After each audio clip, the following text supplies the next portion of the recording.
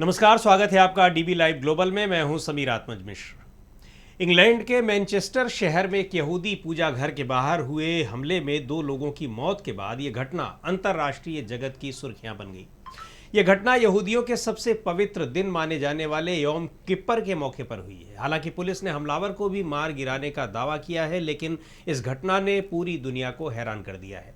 Britain के प्रधानमंत्री care Starmer ने न सिर्फ इस घटना पर दुख जताया है, बल्कि डेनमार्क में चल रही यूरोपीय नेताओं के सम्मेलन को वो बीच में ही छोड़कर ब्रिटेन वापस आ गए। वापस आने के बाद प्रधानमंत्री स्टारमर सीधे अपने ऑफिस पहुंचे और घटना के बारे में उच्च आपातकालीन बैठक की अध्यक्षता की। इस बैठक में लंदन मेट्रोपॉलिटन पुलिस के प्रमुख मार्क रोली और उप प्रधानमंत्री डेविड लेमी ने भी हिस्सा लिया। ये बैठक करीब 1 घंटे तक चली। दरअसल ये घटना मैनचेस्टर के उत्तरी इलाके में हीटन पार्क स्थित हिब्रू कांग्रेगेशन सिनेगॉग में हुई। ये वो इलाका है जहां बड़ी संख्या में यहूदी रहते हैं। योम किप्पुर व यहूदी धार्मिक कैलेंडर का सबसे पवित्र दिन है। इस दिन बड़ी संख्या में लोग सिनेगॉग जाते हैं और उपवास रखते हैं। हमले के समय कई यहूदी योम किप्पुर त्योहार के मौके पर प्रार्थना के लिए इकट्ठा हुए थे। तभी हमलावर ने पहले अपनी कार भीड़ पर चढ़ा दी और इसके बाद लोगों पर चाकू से हमला कर दिया। पुलिस ने हमलावर की पहचान कर ली है। पुलिस के मुताबिक हमलावर का नाम जिहाद अल शामी है, जो सीरियाई मूल का ब्रिटिश नागरिक था। ग्रेटर मैनचेस्टर पुलिस ने इस हमले को आतंकवादी हमला बताया है। पुलिस ने जानकारी दी कि जांच के दौरान 3 लोगों को गिरफ्तार भी किया गया है। ब्रिटेन के प्रधानमंत्री केयर स्टारमर ने इस हमले की निंदा की है। उन्होंने कहा कि देश भर के सिनेगॉग्स में अतिरिक्त पुलिस बल तैनात किए जाएंगे। वहीं इसराइल के प्रधानमंत्री बेन्यामिन नेतन्याहू ने भी इस हमले पर दुख जताते हुए इसे क्रूर आतंकवादी हमला बताया है। नेतन्याहू ने कहा है कि उन्होंने संयुक्त राष्ट्र में भी चेतावनी दी थी कि आतंकवाद के सामने कमजोरी दिखाने से और भी ज्यादा आतंकवाद बढ़ता है। सिर्फ ताकत और एकता ही इसे हरा सकते हैं। मैनचेस्टर में इससे पहले भी 2017 में एक संगीत समारोह में आत्मघाती बम हमला हुआ था, जिसमें 22 लोगों की मौत हो गई थी। इस घटना ने ब्रिटेन में एक बार फिर यहूदी समुदाय की सुरक्षा को लेकर गंभीर सवाल खड़े कर दिए हैं, क्योंकि पिछले कुछ सालों से ब्रिटेन के यहूदी नागरिक लगातार असुरक्षित महसूस कर रहे हैं, खासकर 7 अक्टूबर 2023 के बाद जब हमास ने इसराइल पर हमला किया था। इसी साल जुलाई में institute for Jewish policy research का एक सर्वे आया था, जिसमें यह बात सामने आई कि ब्रिटेन में बड़ी संख्या में यहूदी अब खुद को असुरक्षित मानते हैं। ताज़ा सर्वे के मुताबिक ब्रिटेन में रहने वाले करीब 35% यहूदी खुद को असुरक्षित महसूस करते हैं, जबकि 2023 में यानी हमास के हमलों से पहले सिर्फ 9% लोग ऐसा सोचते थे।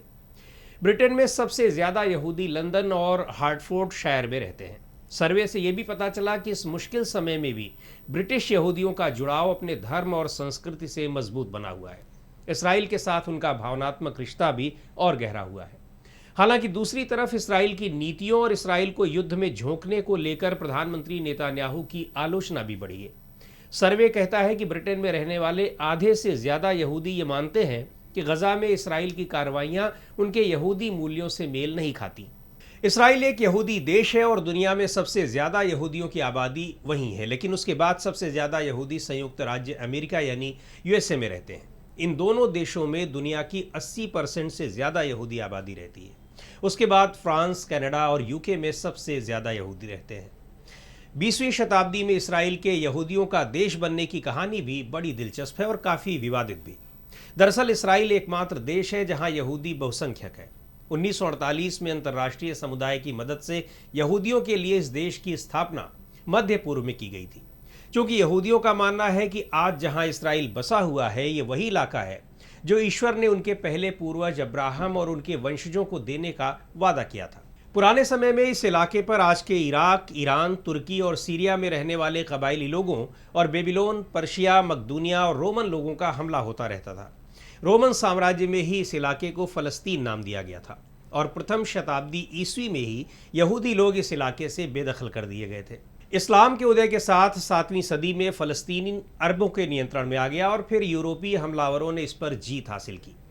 साल 1516 में ये तुर्की के नियंत्रण में चला गया और पहले विश्व युद्ध तक तुर्की के नियंत्रण में ही रहा।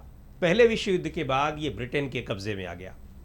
फलस्तीन पर संयुक्त राष्ट्र की एक स्पेशल कमेटी ने 3 सितंबर 1947 को जनरल असेंबली को अपनी रिपोर्ट सौंपी।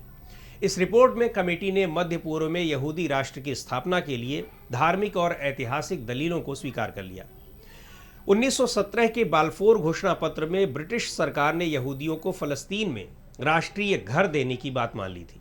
इस घोषणा पत्र में यहूदी लोगों के फलस्तीन के साथ ऐतिहासिक संबंध को मान्यता दी गई थी और इसी के आधार पर फलस्तीन के इलाके में यहूदी राज्य की नींव पड़ी।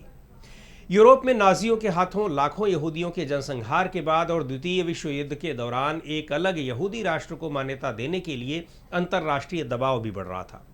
अरब लोगों और यहूदियों के बीच बढ़ते तनाव को सुलझाने में नाकाम होने के बाद ब्रिटेन ने यह मुद्दा संयुक्त राष्ट्र के विचार के लिए रखा।